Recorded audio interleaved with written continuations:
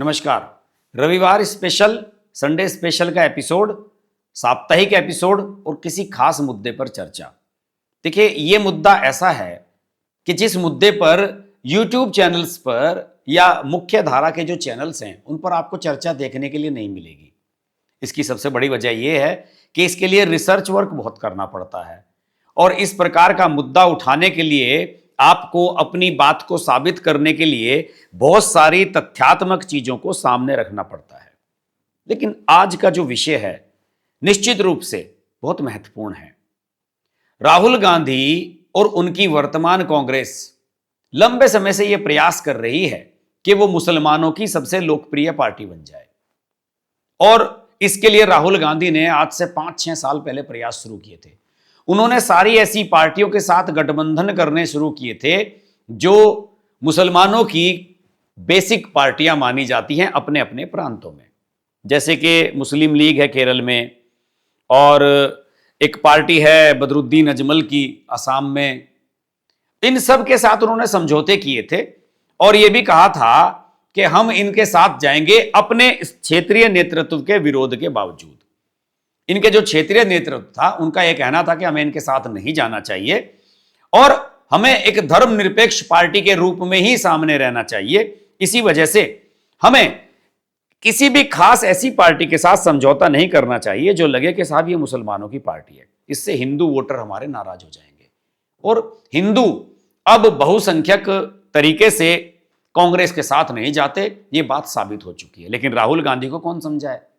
अभी हाल ही में एक नई विचारधारा कांग्रेस पार्टी के भीतर आई। कांग्रेस के कई मुस्लिम नेताओं ने, जिनमें पूर्व केंद्रीय मंत्री शकील अहमद हैं जो 3 बार एमएलए रहे हैं, 2 बार सांसद रहे हैं, केंद्र में मंत्री भी रह चुके हैं, उन्होंने राहुल गांधी की कार्यक्षमता, उनकी पर्सनैलिटी पर सवाल खड़े किए। शकील अहमद ने पिछले साल कांग्रेस पार्टी छोड़ दी थी। उन्होंने यह आरोप लगाया कि राहुल गांधी एक डरे हुए, सहमे हुए और असुरक्षित नेता हैं, अपनी बात को कभी खुल करके नहीं कहते हैं। और शकील अहमद ने अपनी बात में यह भी कहा कि कांग्रेस ने हमेशा अपने मुस्लिम नेताओं को, अपनी मुस्लिम लीडरशिप को नजरअंदाज किया है। हालांकि ओवैसी की राजनीति जो है, असदुद्दीन ओवैसी की, उससे वो सहमत नहीं है शकील अहमद, लेकिन फिर भी उनका यह मानना है कि आज की तारीख में मुसलमानों में एक बड़ा वर्ग ऐसा है जो असदुद्दीन ओवैसी को पसंद करने लगा है। और यही वजह है कि असदुद्दीन ओवैसी की पार्टी लगातार सफल हो रही है, क्योंकि कांग्रेस मुसलमानों की समस्याओं को और उनकी भावनाओं को एड्रेस करने में विफल रही है। उनका यह भी कहना है, दलित नेताओं की बात करते हैं राहुल गांधी, ओबीसी लोगों की बात करते हैं, एसटी की बात करते हैं, लेकिन मुसलमानों के बारे में वो बात नहीं करते। अब यह अजीब दुविधा की स्थिति कांग्रेस के सामने आ गई है। कांग्रेस तो ये सोचती रही है कि वो इस देश की सबसे बड़ी सेक्युलर पार्टी है और मुसलमानों की पहली ऑब्वियस चॉइस है कि साहब हमारी पार्टी तो यही है। कई मुस्लिम नेता कहते भी रहे हैं, भले वो समाजवादी पार्टी में हो या किसी अन्य पार्टी में हो, उनका यह कहना है कि कांग्रेस सेक्युलर पार्टी बरसों से रही है। लेकिन मैं आपको बता दूं कि कांग्रेस आज जिस स्थिति में है कि ना वो हिंदुओं की रही, ना वो मुसलमानों की रही, ना वो ओबीसी की रही, ना वो दलितों की रही, इसके लिए कांग्रेस का नेतृत्व स्वयं ही जिम्मेदार है। राहुल गांधी को जिम्मेदार ठहरा देना बड़ा आसान सी बात है, लेकिन इसकी शुरुआत इंदिरा गांधी और राजीव गांधी, उनके पिता, उनकी दादी के समय से हुई थी। अभी देखिए, हाल ही में बिहार के विधानसभा चुनाव के नतीजे आए और बिहार के विधानसभा चुनाव के जो नतीजे आए उसमें असदुद्दीन ओवैसी की पार्टी मुसलमानों की पहली चॉइस बनकर के उभरी।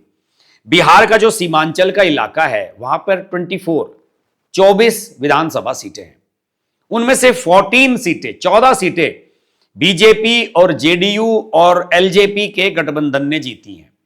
अब आप समझिए कि जब मुस्लिम इलाकों में 24 में से 14 सीटें मुसलमानों की बहुलता वाली सीटें एनडीए के पास जा रही है, तो फिर कांग्रेस कैसे मुसलमानों की पहली चॉइस बची रहेगी? और जो बाकी की 10 सीटें थी उनमें से 5 ओवैसी की पार्टी ने जीत ली, 1 आरजेडी को मिली और 4 कांग्रेस पार्टी को मिली। तो इस तरीके से कांग्रेस मुसलमानों का जहां दबदबा है, जिन सीटों पर मुस्लिम बहुलता है, वहां पर भी सफलता हासिल नहीं कर पा रही है। यह कांग्रेस की सबसे बड़ी विफलता है। राहुल गांधी कितने भी प्रयास करते रहे, लेकिन मुसलमानों की पहली पसंद कांग्रेस पार्टी नहीं रह गई है। यह बात आंकड़े प्रमाणिक रूप से साबित करते हैं। बिहार के कांग्रेस नेताओं ने इस पर चिंता भी जताई। उन सबका यह कहना था कि भाई ये ठीक ट्रेंड नहीं चल रहा है, मुसलमानों की पहली चॉइस तो कांग्रेस थी और अब कांग्रेस से सब लोग नाराज होकर भाग रहे हैं और कांग्रेस के साथ गठबंधन में जो महागठबंधन था उसमें सीपीआई, सीपीएमएल ये जो पार्टी थी, वाम दल भी इसका हिस्सा थे। इनके नेताओं का यह मानना था कि राहुल गांधी को शर्जील इमाम, उमर खालिद जैसे लोगों के समर्थन में आवाज उठानी चाहिए और राहुल गांधी इनके मुद्दों पर नहीं बोलते हैं, इसलिए मुसलमान इनके साथ नहीं जाते। हालांकि वामपंथियों के इन लॉजिक्स से मैं बिल्कुल भी एग्री नहीं करता हूं।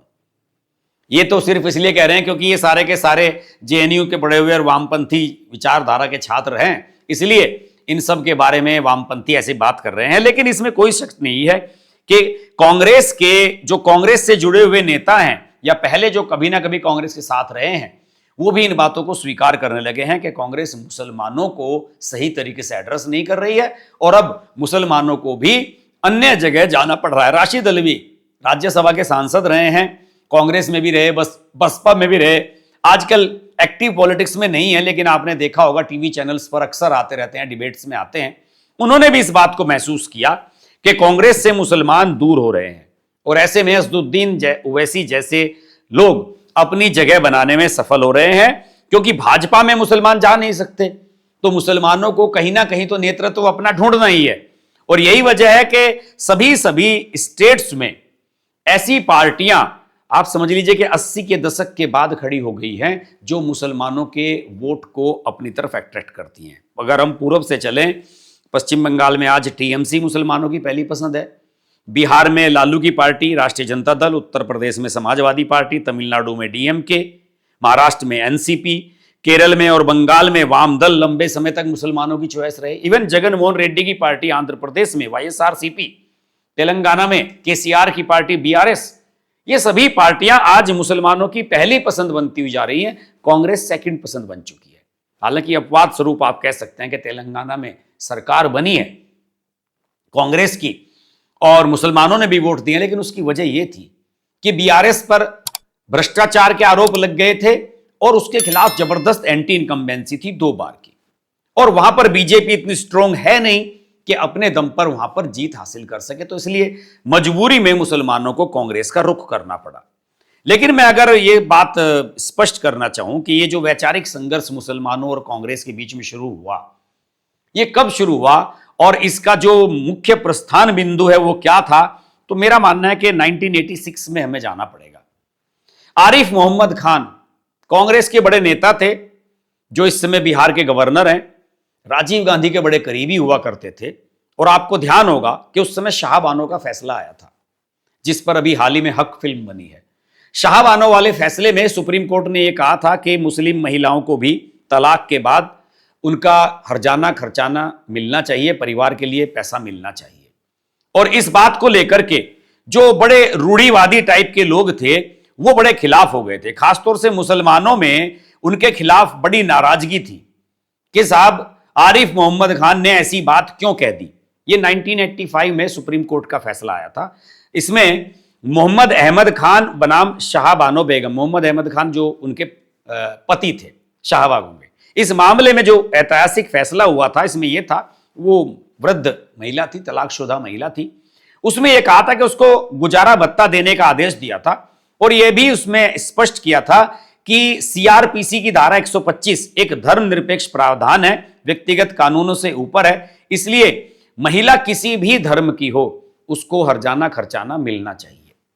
इसका विरोध all India Muslim personal law board और अन्य रूढ़िवादी ताकतें हैं, मुल्ला मौलवी सब ने किया था। आरिफ मोहम्मद खान ने संसद के भीतर इसका पुरजोर समर्थन किया था और यह कहा था कि मुस्लिम महिलाओं के अधिकारों की दिशा में यह क्रांतिकारी कदम है। शुरू में राजीव गांधी ने उनकी तारीफ भी की थी, लेकिन मुल्ला मौलाना और मौलवियों के दबाव में आकर राजीव गांधी ने सुप्रीम कोर्ट के इस फैसले को संसद में पलट दिया। उन्होंने मुस्लिम महिला तलाक पर अधिकारों का संरक्षण अधिनियम 1986 पेश कर दिया और इस कानून ने मुस्लिम महिलाओं के भरण पोषण के अधिकार को केवल इद्दत की अवधि, यानी कि जो 90 डेज की अवधि होती है तलाक के एकदम बाद, उस तक सीमित कर दिया। और आरिफ मोहम्मद खान ने इसे प्रगतिशील मुस्लिम आवाजों की उपेक्षा और तुष्टीकरण की राजनीति की पराकाष्ठा माना। उन्होंने इसके विरोध स्वरूप राजीव गांधी की कैबिनेट से इस्तीफा दिया और इस तरीके से कांग्रेस से मुसलमानों का जो अलगाव है वो शुरू हुआ। एक और उदाहरण देता हूं, आरिफ मोहम्मद खान से थोड़ा सा पहले का है। एक नेता हुआ करते थे अब्दुल रहमान अंतुले, महाराष्ट्र में, बहुत सारे लोगों ने जाना होगा। 1980 में शायद महाराष्ट्र के पहले मुस्लिम मुख्यमंत्री वो बने थे, इंदिरा गांधी के बड़े करीबी थे। और उन पर बाद में कुछ आरोप लगे, सीमेंट घोटाला, भ्रष्टाचार के आरोप लगे, उन्हें इस्तीफा देना पड़ा।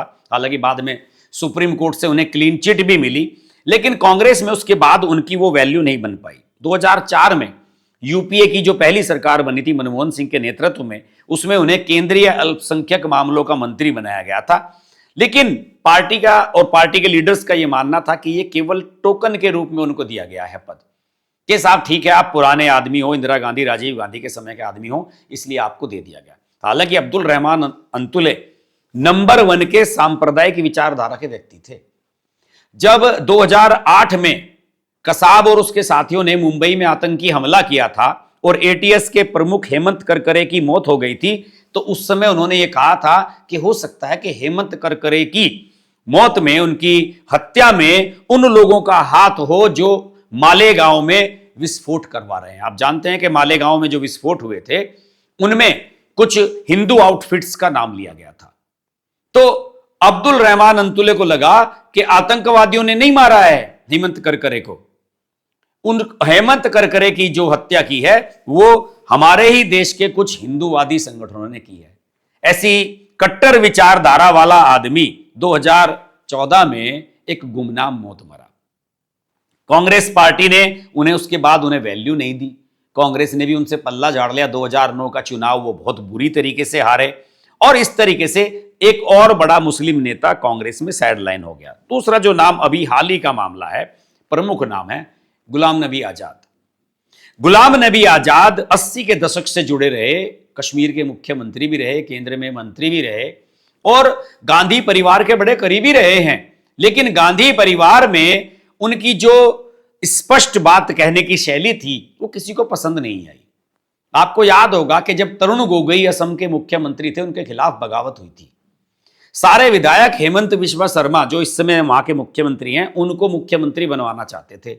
गुलाम नबी आजाद को सोनिया गांधी ने ऑब्जर्वर बनाकर भेजा। गुलाम नबी आजाद वहां पर गए, सारे विधायकों से मिले असम के, आकर के उन्होंने अपनी रिपोर्ट सोनिया गांधी को दे दी जो पार्टी की अध्यक्ष थी, और यह कहा कि सब लोग यानी कि ज्यादातर विधायक ये चाहते हैं कि हेमंत बिस्वा शर्मा को मुख्यमंत्री बनाया जाए। कांग्रेस में थे उस समय हेमंत बिस्वा शर्मा, लेकिन राहुल गांधी वहां पर टूट पड़े। उन्होंने कहा कि नहीं नहीं, तरुण गोगोई ही सीएम रहेंगे। और इस बारे में जब हेमंत बिस्वा शर्मा अपनी बात मिलने के लिए, अपनी बात कहने के लिए राहुल गांधी से दिल्ली आए, तो चिकन बर्गर खाते रहे राहुल गांधी और उनकी बात सुनी नहीं। और उसका नुकसान कांग्रेस ने देखे कैसा उठाया। गुलाम नबी आजाद भी आज पार्टी के साथ नहीं है, हेमंत बिस्वा शर्मा भी आज साथ नहीं है, और हेमंत बिस्वा शर्मा ने तो नॉर्थ ईस्ट से कांग्रेस का पूरी तरह सफाया ही करवा दिया।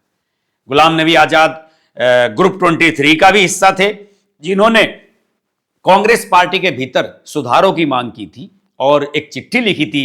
उस समय कांग्रेस की जो कार्यकारी अध्यक्ष थी सोनिया गांधी, क्योंकि राहुल गांधी ने इस्तीफा दे दिया था, तो उन्होंने ये लिखा था, सभी लोगों ने, शशि थरूर वगैरह भी उस चिट्ठी पर साइन करने वालों में लोगों में थे, उन्होंने ये लिखा था कि भाई जब राहुल गांधी अध्यक्ष नहीं बनना चाहते तो किसी और को पूर्णकालिक अध्यक्ष बनाया जाए।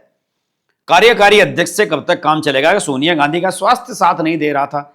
तो इस तरीके से यह माना गया कि गुलाम नबी आजाद बगावत कर रहे हैं और इनको बगावती नेताओं में शामिल कर लिया गया। और इस तरीके से गुलाम नबी आजाद राज्यसभा की अपना जो उनका टर्म था वो पूरा करते हैं, उसके बाद उन्हें नया टर्म नहीं दिया जाता और वो अपनी अलग पार्टी बनाते हैं। हालांकि उस पार्टी का कोई वजूद है नहीं, लेकिन फिर भी वो कश्मीर में जाकर अपनी एक पार्टी बनाते हैं और एक तरीके से कांग्रेस से पूरी तरह अलग हो जाते हैं। उन्होंने एक अपनी किताब भी लिखी है गुलाम नबी आजाद ने, उस किताब में उन्होंने विस्तार से इन सारे अनुभवों को शेयर भी किया है। मैं आपको बता दूं, राहुल गांधी के दौर में, जब से राहुल गांधी के पास कांग्रेस की कमान आई है, तब से कई ऐसे क्षण आए हैं जब पार्टी को आत्मावलोकन करना चाहिए था। जैसे 2014 में जब कांग्रेस पार्टी की बुरी हार हुई और अपना सबसे खराब प्रदर्शन कांग्रेस पार्टी ने किया, तो उस समय आप याद कीजिए कि कांग्रेस पार्टी ने ए.के. एंटनी जो रक्षा मंत्री रहे हैं, जिनके बेटे अनिल एंटनी कांग्रेस बीजेपी में आ चुके हैं, उन्होंने उनके नेतृत्व में एक कमेटी का गठन किया था कांग्रेस पार्टी ने कि भाई ये बताइए कि हमारी आखिरकार हार क्यों हुई और क्यों हम इतनी बुरी स्थिति में आए। तो ए.के. एंटनी ने 2014 में एक रिपोर्ट दी थी और उसमें यह कहा था साफ तौर पर कि मुसलमानों के प्रति कांग्रेस जरूरत से ज्यादा झुकाव दिखा रही है और इसी वजह से हमारे जो हिंदू वोटर्स हैं वो हमारे से नाराज होकर विमुख हो रहे हैं। कूड़े में फेंक दिया गया उनकी रिपोर्ट को, उस पर कभी विचार विमर्श नहीं किया गया। और कई ऐसे उदाहरण हैं जिनके मैं उदाहरण आपको पेश कर सकता हूं कि जिन्होंने अलग अलग समय पर पार्टियों को छोड़ा। नजमा हेपतुल्ला है जो बाद में बीजेपी में आ गई थी, उन्हें राज्यसभा की सांसद भी बनाया गया था, 2004 की बात है शायद, भाजपा में शामिल हो गई थी।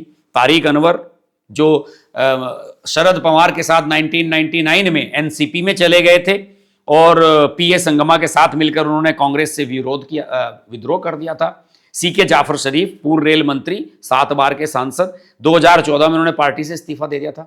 तो एक लंबी लिस्ट है कांग्रेस से मुसलमानों के विमुख होने की। और ऐसे में अगर असदुद्दीन ओवैसी में मुसलमान अपना फ्यूचर ढूंढ रहे हैं तो कुछ गलत नहीं कर रहे। मुसलमानों को लगता है कि भाई हिंदुओं ने तो अपनी पार्टी बना ली है बीजेपी, मुसलमानों की तो कोई पार्टी नहीं बची, भागते फिरो, उत्तर प्रदेश में सपा के पीछे भागो, कहीं दूसरी पार्टी के पीछे भागो, कहीं लालू के पीछे, कहीं ममता के पीछे। तो ऐसे में जिस तरीके से अभी नगर निगम के चुनाव हुए महाराष्ट्र में, तो उसमें शानदार प्रदर्शन किया असदुद्दीन ओवैसी की पार्टी में, 125 के करीब सीटें जीती, कांग्रेस वगैरह देखती रह गई। तो ऐसी स्थिति में अगर मुसलमान कांग्रेस को छोड़कर असदुद्दीन ओवैसी का रुख कर रहे हैं तो इसके लिए जिम्मेदार खुद कांग्रेस है। पहले इंदिरा गांधी और राजीव गांधी ने ऐसे कांड किए और अब पिछले कुछ सालों में राहुल गांधी ऐसे कर रहे हैं। राहुल गांधी को किसी ने पट्टी पढ़ा दी कि भाई अगर ओबीसी आपके साथ आ जाए ना तो फिर आप सत्ता में आ सकते हो, तो वो ओबीसी की कहानी गाने लगे। वो ये भूल जाते हैं कि अगर आप ओबीसी की बात करेंगे, एससी एसटी की बात करेंगे तो मुसलमान अपने आप को अलग थलग मानेगा ही, और अगर आप मुसलमान की ही बात करेंगे तो फिर हिंदू आपके साथ क्यों आएंगे। कांग्रेस ऐसी स्थिति में फंस चुकी है कि ना उन्हें उगलते बन रहा है ना निगलते बन रहा है। लेकिन क्या राहुल गांधी ये बात समझ पा रहे हैं? ये बहुत बड़ा सवाल है। इस प्रश्न की तलाश कांग्रेस को खुद अपनी पार्टी के भीतर ही करनी होगी। आज के रविवार स्पेशल में इतना ही। अगले सप्ताह आपसे फिर मुलाकात होगी, तब तक के लिए नमस्कार। अगर आपको हमारी वीडियो पसंद आई तो वीडियो को लाइक करें, चैनल को सब्सक्राइब करें और नोटिफिकेशंस के लिए बेल आइकन को प्रेस करें।